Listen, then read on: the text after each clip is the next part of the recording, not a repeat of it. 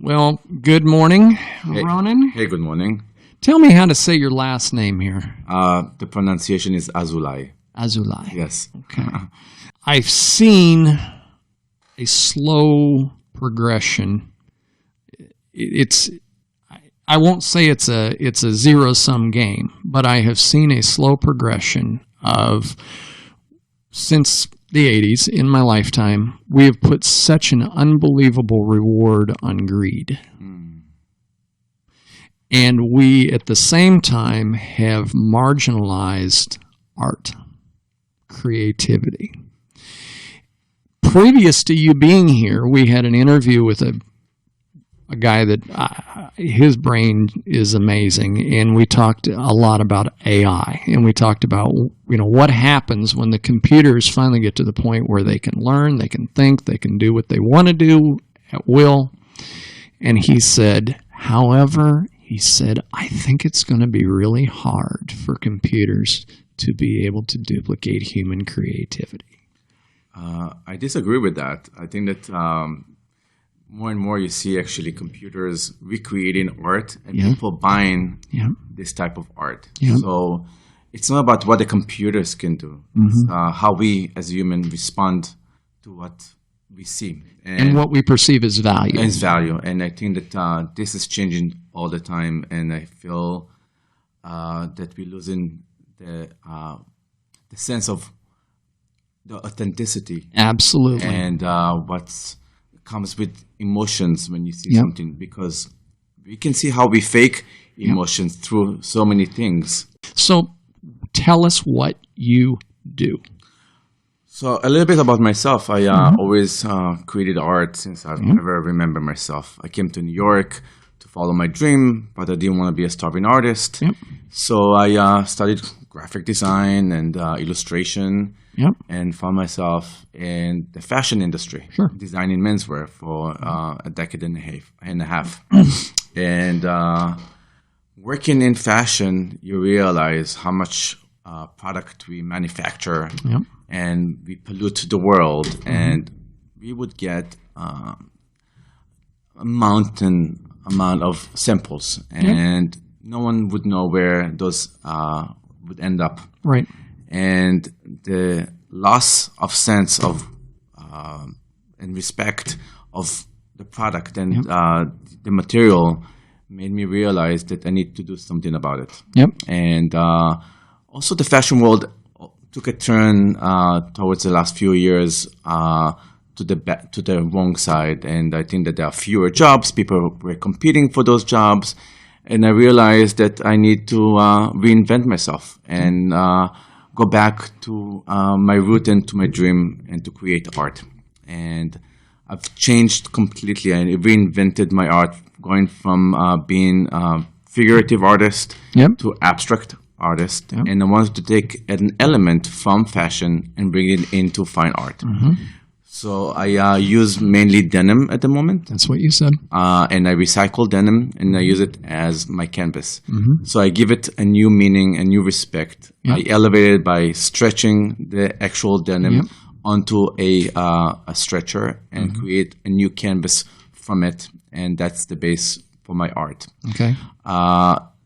The idea of recycling and repurposing, it's the most important element, but expression of my feelings of corporate world and how we treat one another, because especially in corporate world, there's an idea of freedom that you're supposed to bring in creativity and you have to express yourself, bring something new to the table, but they want you to be silent. They don't want you to... They talk out of both sides of their mouth. So they want you to be just a square. And I deal with a lot of issues like that in my art. And we all have a voice. And we all bring something different to the table. That's what makes us individual.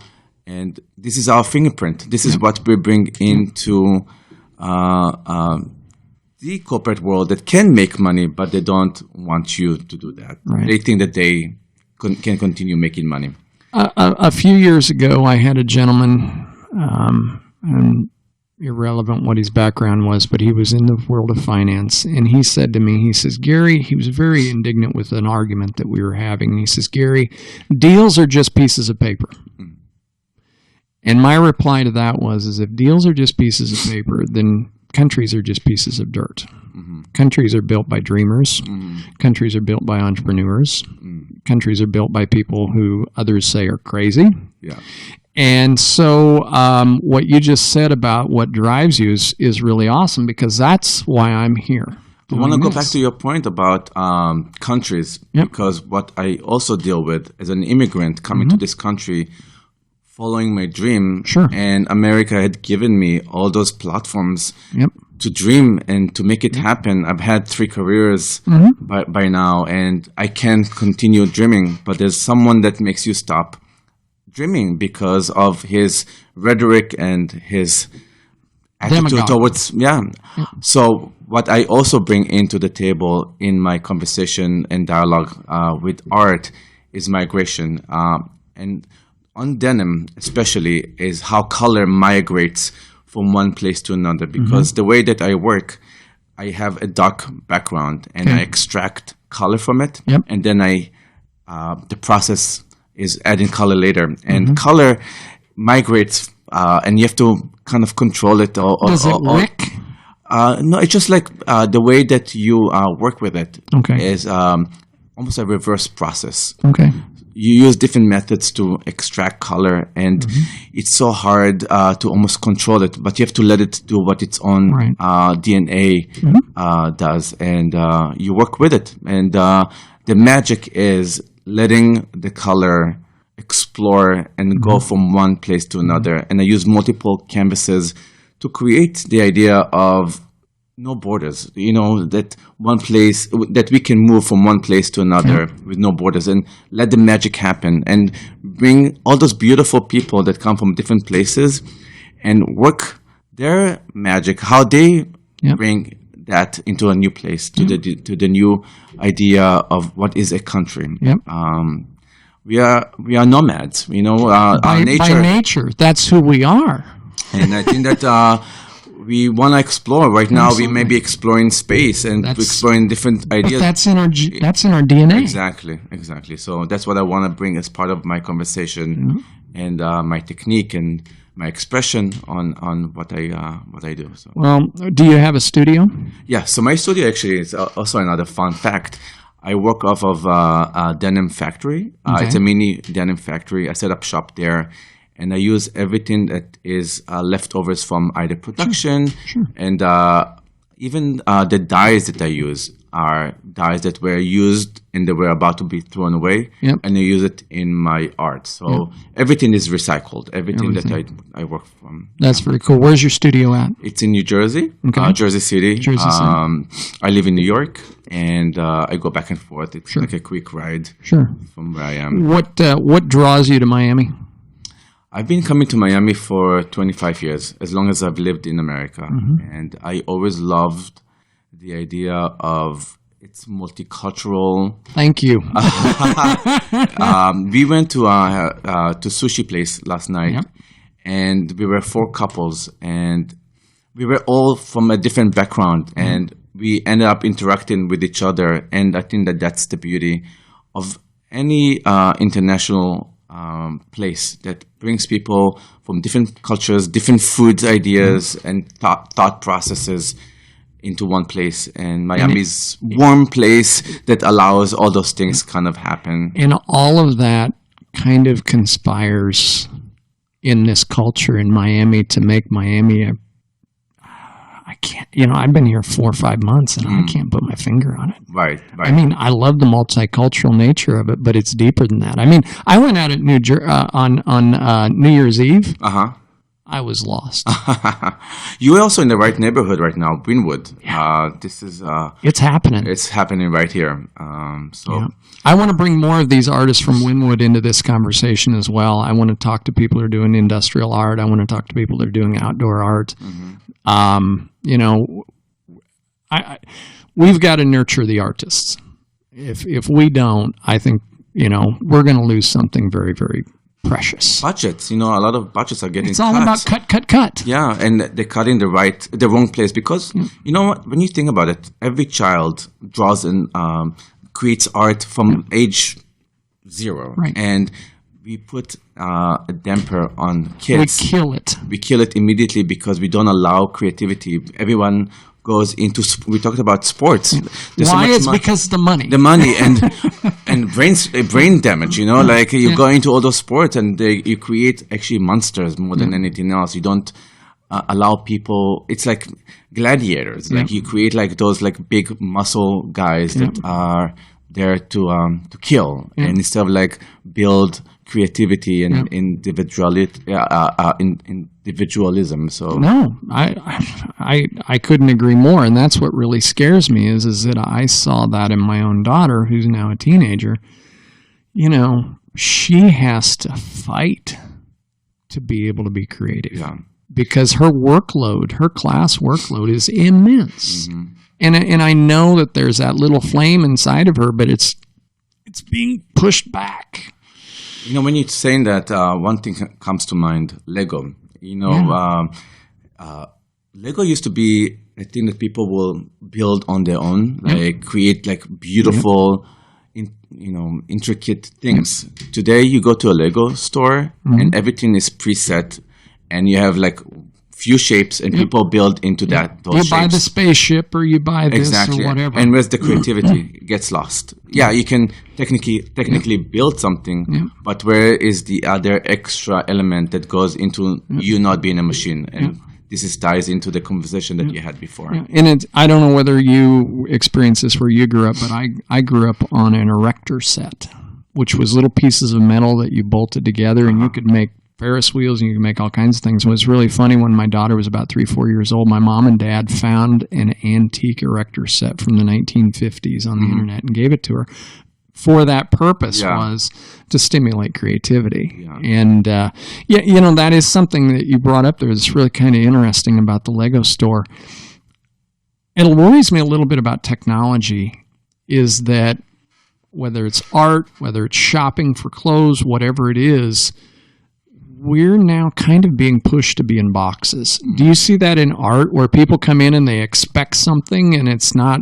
Absolutely. All those establishments, you go into any gallery, or if you try to apply your art, especially me being a little bit older and try to figure out how I fit in the art world, and you can see how it's so evident that gallery owners and all those establishments completely don't want to deal with real creativity because they want to sell whatever they know that they can sell. They can sell for the buck. Yeah. So it's again, like we live in a world that it's really hard to break through. Everything is possible. Yeah. I'm coming from a different position, an attitude that I think that I'm going to make it no matter what, because there's so many ways of being creative. Yep. And there's so many ways that you can do one thing, and it's up to you to kind of figuring out how to make it happen. Well, what resonates with me, with you as an artist, I consider artists to be entrepreneurs.